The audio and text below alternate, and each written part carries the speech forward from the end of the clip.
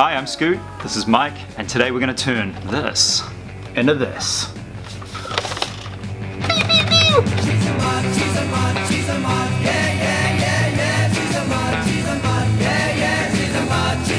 So this is what the gun looked like when we first got it. Yep. This is from the warehouse, it's about 20 bucks. Pretty cool looking rifle. Yeah. As a basis for modding. Yeah, loads of layers to the gun. And yeah, definitely good bones for making into something else. I think originally it's a battery operated nerf-style shooting toy gun that has laser sounds and and whatever. Mine never worked. I don't know if yours ever worked. Oh, no. Yeah, it never worked. I forgot. Properly, at least. It's like a nerf, motorized nerf. It's got the two rollers that spit the darts out. Pretty cheap, but yeah, got some good bits on it. A good looking gun. The handle is a bit small. Yeah.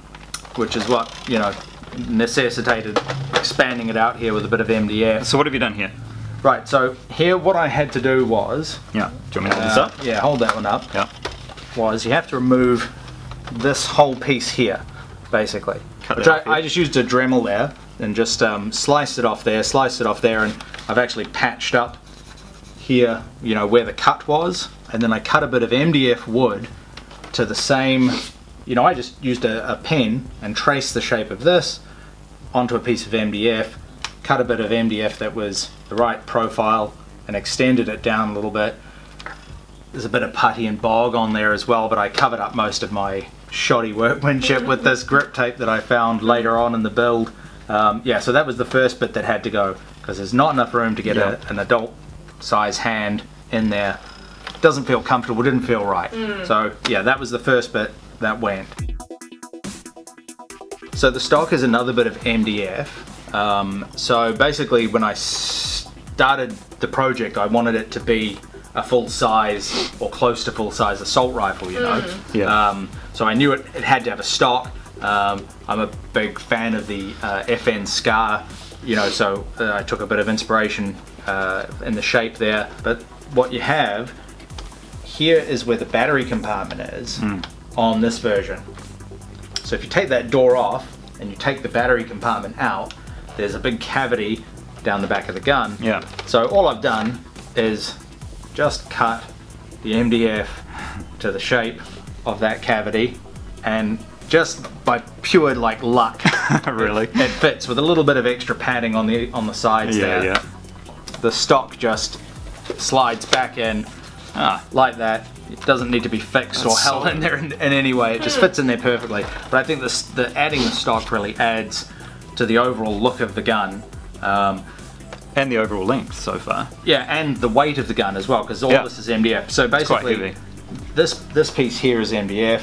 This is from another Nerf gun that I got.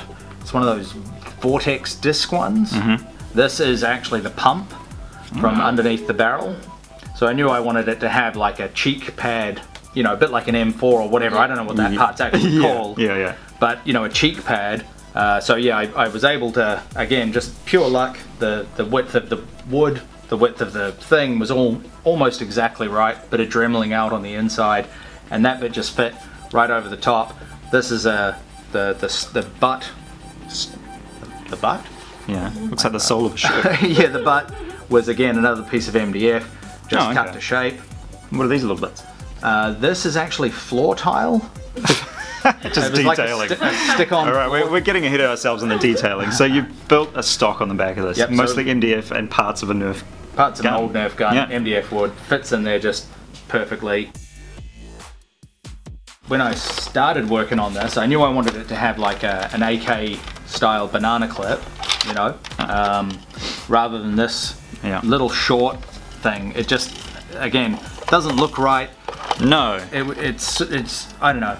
I don't think you'd ever see a submachine gun sized weapon like this with such a small clip, and obviously one that supports like quite a high caliber round as well. Like obviously there's a big round goes in there, so you may be talking like 10 rounds, 15 round box magazine, you know. This says 6. It only holds 6. So 6 Nerf darts. But I imagine you were thinking what I'm thinking, which is you want to try and retain some of this, right? Like, because it fits in the thing anyway. You just want to like extend it out. Is that your thinking with the magazine? It wasn't clear initially. Like, how was going to be the best way to do it. Luckily, when you chop the bottom of the clip off, I was able to get the wood inside there and retain all of that original. Right. So you've taken the top of this piece here and kept it along that line? Underneath, just underneath the line. Yeah. Jammed a bit of wood in there with some epoxy. More MDF. MDF. How'd you get the curve? I traced around the G36 magazine. Which you have a real G36 here in your... Well, we've got an airsoft. Yeah, it's pointed at us right now, so we better watch what we say. Yeah. And again, it's just bodged up out of MDF and putty, and again, took me about 6 goes to get this right. Messed it up so many times. There's like at least 2 different variations of it with different patterns on the thing and different paint jobs. But again, at the last minute, I decided, nah, rip it all off and bung the script tape on there, which, I don't know, I'm not 100% happy with how that came out, but it's close enough. Yeah. Yeah, close And then enough. you've just jammed it up into the clip. The existing clip. And which, in theory, should fit in there means that it perfectly. can still go in, lock in, totally secure, in place. And much better look, I think. I wanted it to have a foregrip. I wanted it to be something sort of modern looking. There's a company called Hera Arms that make a kit for the M4, I think, that adds this sort of molded grip.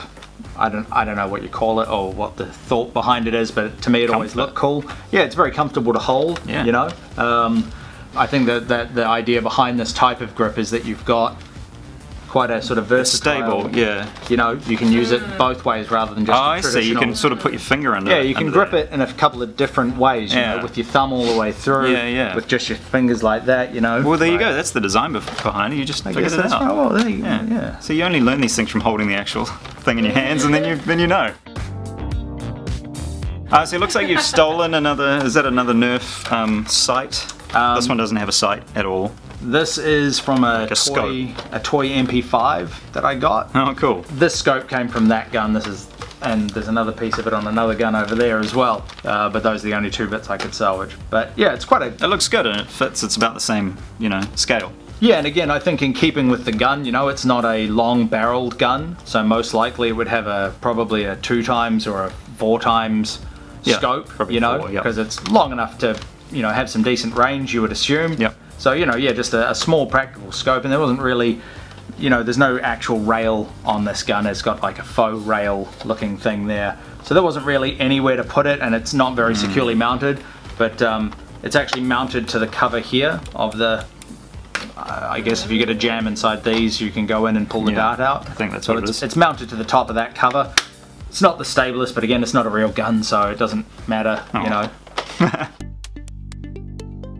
Is that it? It is, yeah. So you've cut that off. Cut this off. Yeah. Had a bit of the steel tube lying around the house, which for beating people with. Beating people, intruders. So again, just total luck. Like the diameter of the tube and the diameter of this was almost exactly the same. The diameter in the hole in the gun when you cut it off was almost exactly the same diameter. Again, that's just stuck in there. It's not glued in. It's not held in any way. You can pull it out if you want to. Yeah. It gives the gun really good weight. You can adjust the length then, can't you, of the barrel, if you wanted to. Yeah, you could put a long barrel in it or change the barrel out altogether. Have it a sniper rifle and have it out here. And I did toy with the idea of keeping it like this, you know, keeping it really snub-nosed. Snub-nosed. Yeah. Which does look good if you take the stock out and take the barrel out, then you've got an entirely different kind of gun, you know? And it's got that. I bought some of that aluminium tape that Adam Savage had. Oh yeah. When I was making a sword a while ago that I abandoned because I decided it was too much hard work. And I wanted to use the aluminium tape for something, so I stuck it on here and kind of got chewed up. I don't know if it looks good. I had to polish it right back with a Brillo pad, you know, polish it right back to get this look. Yeah. And I don't know if it looks good, but need that rub and buff stuff. Well, a good byproduct was the dust from here got onto my fingers, and as I was handling it, I was rub and buffing the muzzle brake there, which has ended up with this really awesome sort of gunmetal-y silver patina on it. Cool. So, wow. yeah. this isn't the color that I wanted to paint it. I wanted to go for like a black, like I wanted it to be like an urban gun, you know, like a police force weapon, you know, so it was going to be black and like dark blues and stuff like that, but I couldn't find the spray paint that I wanted. So I just chickened out and I bought khaki spray paint because I couldn't think of anything else. Yeah, so it felt safe enough. Yeah, I like it. But I like it. Overall, it's still urban. It's sort of urban into the desert a little bit. And I'm pretty happy with how it came out, and I think maybe, in actual fact, it highlighted some of the other colours that I wanted to put in there, like these metallic blues and this copper colour, maybe even better than it would have done if it was black. Yep. I wanted it to be like a futuristic gun, like maybe something like Call of Duty, something that could exist in that like sci-fi but real military hardware. Right. Yeah. And also like I wanted to put these like coppers in because I wanted certain bits to be like made of a specific type of metal. So maybe this copper metal is like some sort of super lightweight, super strong alloy that we don't know about yet. Is it a conductor of some kind, or is there an electric element to this weapon? Yeah, you know, I don't know if you notice, it's got those little lightning bolts symbols sort of dotted around, and yeah, I was wanting to put like some sort of electric motor because I couldn't think what this would be. Like, how do you justify that bit on the gun? What is it? You know, what does it do? Maybe it fires an electromagnetic round. That, or like a stun round. Oh, like as well as the actual deadly rounds, you got some sort of stun bolt. Yeah, so you know you could load this with like non-lethal rounds, but you could add an electrical charge to each round as it came through. You know, something like that. Yeah, or that it's some sort of electromagnetic. You're thinking too deeply about it. No, that's how deeply you should think about it. Yeah, you're right. Know? Well, that's what I'm saying. Is like, and you've applied that thinking to this detail here and to this color choices. Yeah, you know, and I think like, we watch so much Adam Savage, and you know, it's that way of thinking about it, isn't it? You know, like it has a story. A story behind it. You know, and a purpose, and so it was a really fun gun to put together in that regard. Has it got a name? Yep, so it's, I refer to it as the EV-88. So that came from it obviously being EV, you know, technology in there. And also I always thought that it kind of looked like an STG-44 a little bit, like some sort of futuristic STG-44. It's got similar lines. And you know, the clip and everything. The curved clip is very iconic. The grip and everything is sort of similar. There's some similarities here. So anyway, 44, 88, EV, 88. You doubled it. Yeah. So I've been Scoo, this has been Mike. Thanks for watching. Don't forget to thumbs up the video and subscribe to the channel. We are out of here for now, and we'll see you next time. See you guys. She's a mod.